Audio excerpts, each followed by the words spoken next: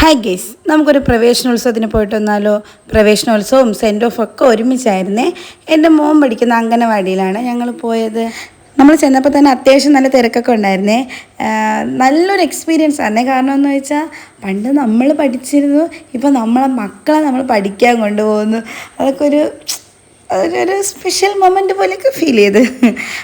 പിന്നെ പ്രവേശനത്തിന് വന്ന മക്കളെ മെമ്പർ പൂവൊക്കെ കൊടുത്ത് ഇൻവൈറ്റ് ചെയ്തു. പിന്നെ മെമ്പറൊക്കെ ചെറിയ കേക്ക് കട്ടിംഗ് ഒക്കെ ഉണ്ടായിരുന്നു.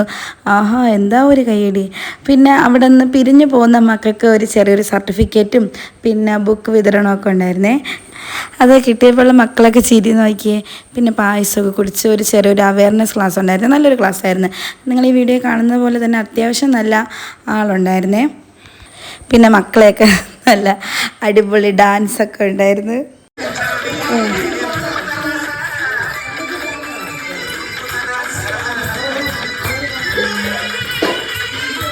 പിന്നെ ഇന്നത്തെ ദിവസത്തിൽ എനിക്ക് ഏറ്റവും ഇഷ്ടപ്പെട്ട നിമിഷമായിരുന്നു ഇത്.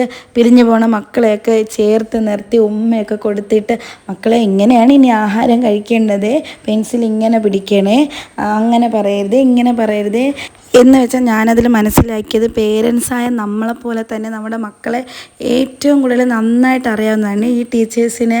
അതായത് ഈ 2 to 4 വയസ്സെന്നൊക്കെ പറയുമ്പോൾ അവരുടെ ഏറ്റവും നിഷ്കളങ്കമായ ടൈമാണ്. ആ ടൈമിൽ അവർ ആദ്യമായിട്ട് ടീച്ചറെ എന്ന് വിളിക്കുന്നതും അവർ പഠിക്കുന്നതും കളിക്കുന്നതും കഴിക്കുന്നതും പിന്നെ അവർ കൊടുക്കുന്ന ഫുഡ് മര്യാദയ്ക്കിരുന്ന് കഴിക്കുന്നതും ഈ ടൈമിലായിരിക്കും.